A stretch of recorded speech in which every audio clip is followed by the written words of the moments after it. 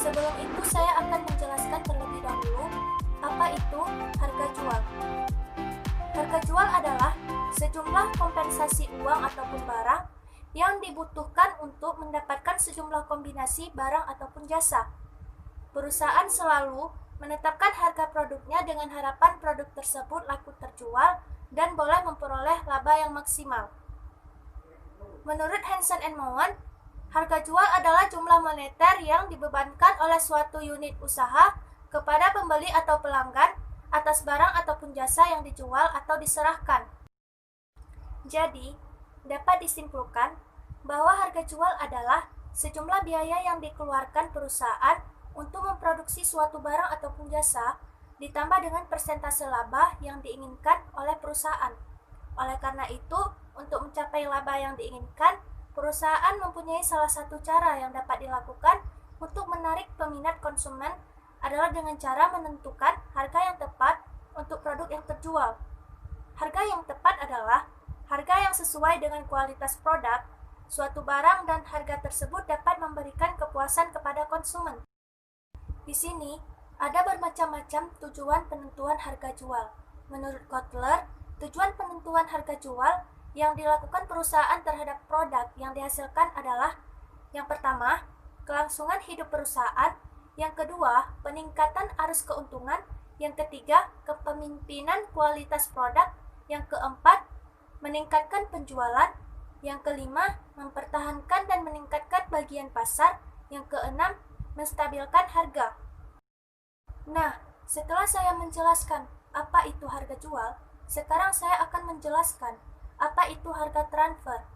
Harga transfer, atau lebih dikenal dengan nama transfer pricing, adalah harga jual khusus yang dipakai dalam pertukaran antar divisional untuk mencatat pendapatan unit penjualan atau selling division dan unit divisi pembeli atau buying division.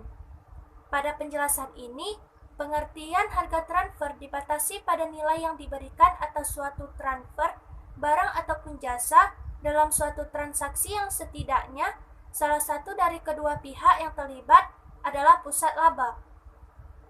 Harga transfer dalam arti luas adalah harga barang dan jasa yang ditransfer antar pusat pertanggungjawaban dalam suatu organisasi tanpa memandang bentuk pusat pertanggungjawaban. Dalam arti sempit, harga transfer adalah harga barang ataupun jasa yang ditransfer antar pusat laba atau setidaknya salah satu dari pusat pertanggungjawaban merupakan pusat laba. Untuk pembahasan lebih lanjut, maka harga transfer di sini digunakan untuk kepentingan penilaian kemampuan laba divisi. Di dalam sebuah perusahaan terdapat dua divisi. Yang pertama, divisi yang menjual produk, barang ataupun jasa sama dengan penjual. Yang kedua, divisi yang membeli produk, barang ataupun jasa sama dengan pembeli. Nah, sedangkan di ruang lingkup perusahaan multinasional, menurut Hansen & Mowen, transfer pricing digunakan untuk meminimalkan pajak dan biaya yang mereka keluarkan di seluruh dunia. Transfer pricing can affect overall corporate income tax. This is particularly true from multinational corporations. Di dalam harga transfer terdapat beberapa tujuan yang diinginkan, yaitu yang pertama, memaksimalkan penghasilan global; yang kedua, mengamankan posisi kompetitif anak ataupun cabang perusahaan dan penetrasi pasar; yang ketiga, mengevaluasi kinerja anak atau cabang perusahaan mancanegara; yang keempat, menghindarkan pengendalian devisa; yang kelima, mengontrol kredibilitas asosiasi; yang keenam, mengurangi resiko moneter; yang ketujuh, mengatur arus kas anak atau cabang yang memadai; yang kedelapan, membina hubungan baik dengan administrasi setempat; yang kesembilan, mengurangi beban pengenaan pajak dan biaya masuk; yang kesepuluh, mengurangi resiko pengambil alihan oleh pemerintah. Harga transfer yang terjadi antar unit harus mencapai tujuan diantaranya, yaitu: yang pertama, memberi informasi yang relevan kepada masing-masing unit usaha untuk menentukan timbal balik yang optimum antar biaya dan pendapatan perusahaan; yang kedua, menghasilkan keputusan yang selaras dengan cita-cita perusahaan, yaitu meningkatkan laba unit usaha namun juga dapat meningkatkan laba perusahaan. Yang ketiga, membantu pengukuran kinerja ekonomi dari unit usaha secara individual. Yang keempat, mudah dimengerti dan dikelola sebagai suatu sistem penentuan harga. Harga transfer sering memicu masalah terutama pada penentuan harga sepakatannya karena melibatkan dua unit, yaitu unit pembeli dan unit penjual. Dan harga transfer juga mempengaruhi pengukuran laba unit. Harga transfer yang tinggi akan merugikan unit pembeli, sedangkan harga transfer yang terlalu rendah akan merugikan unit penjual. Maka penentuan harga transfer menjadi hal yang sangat penting dalam perusahaan. Penentuan harga transfer secara umum dapat ditentukan dengan beberapa metode.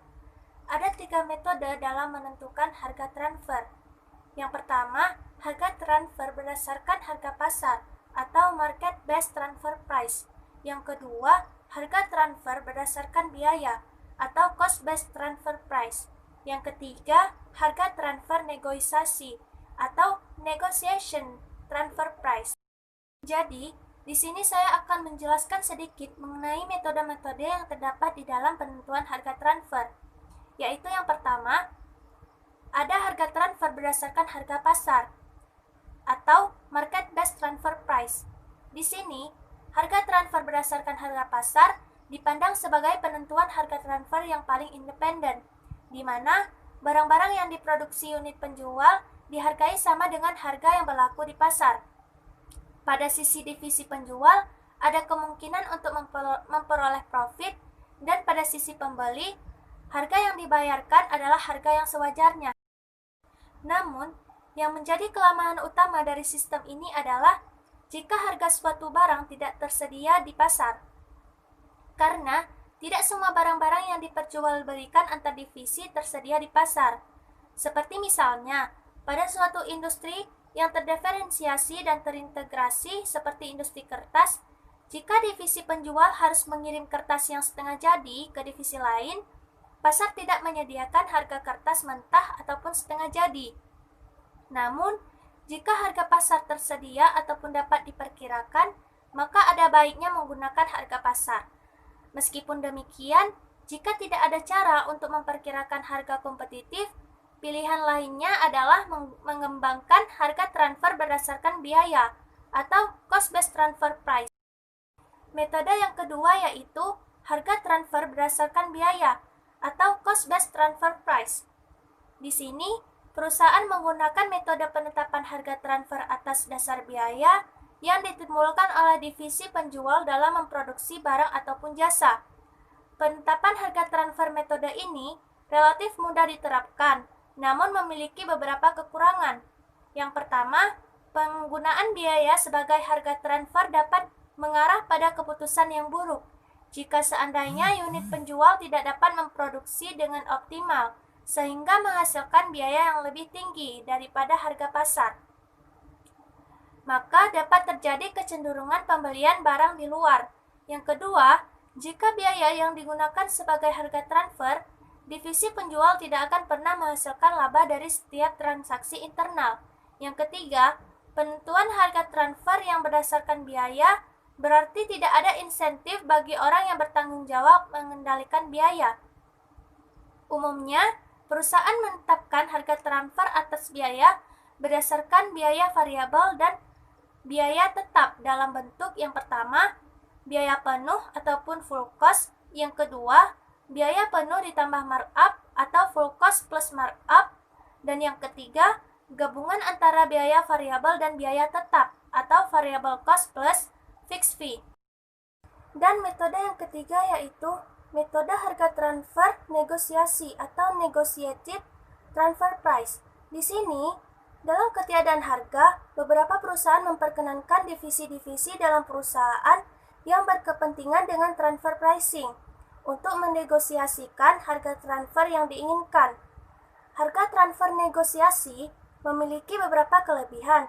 Yang pertama, pendekatan ini melindungi otonomi divisi dan konsisten dengan semangat desentralisasi. Yang kedua, manajer divisi cenderung memiliki informasi yang lebih baik tentang biaya dan laba potensial atas transfer dibandingkan pihak-pihak lain dalam perusahaan. Nah, setelah saya memberikan penjelasan mengenai metode-metode penetapan harga transfer, di sini saya akan memberikan sedikit contoh mengenai metode penetapan harga biaya plus atau cost plus pricing method. Sebelum itu, saya akan menjelaskan terlebih dahulu apa yang dimaksud dengan cost plus pricing method. Cost plus pricing method adalah penentuan harga jual dengan cara menambahkan laba yang diharapkan di atas biaya penuh di masa yang akan datang untuk memproduksi dan memasarkan produk. Dalam metode ini, penjual atau produsen menetapkan harga jual untuk satu unit barang yang besarnya sama dengan jumlah biaya per unit ditambah dengan suatu jumlah untuk menutup laba yang diinginkan atau margin pada unit tersebut. Adapun rumus dari cost plus pricing method yaitu biaya total ditambah margin sama dengan harga jual.